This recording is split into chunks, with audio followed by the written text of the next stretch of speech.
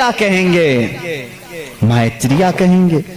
مائتریہ کا اب لفظ کا ترجمہ نکالنا پڑے گا کہ کیا ہے یہ، حقیقت میں اس کا معنی کیا ہے۔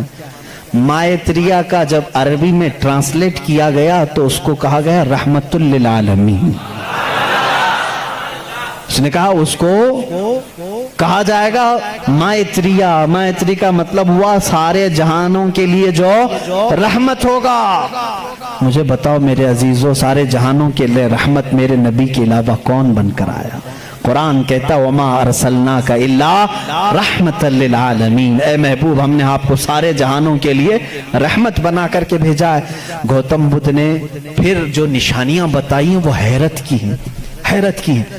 اس کا ایک خادم تھا انندا نام سے، اس خادم کو لے کر کے وہ ہمیشہ چلتا تھا اور اس کی وہ بڑی حفاظت کرتا تھا انندا۔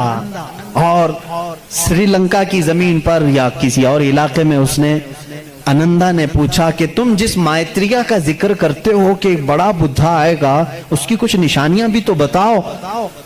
تو اس نے کہا گوتم بدھ نے کہ مجھے جہاں تک معلوم ہوتا ہے جس طرح تو میرا انندا ہے، اسی طرح وہ مائتریہ کا بھی ایک خادم ہوگا جو اسے کندھوں پر بٹھا کر کے ایک غار تک لے جائے گا۔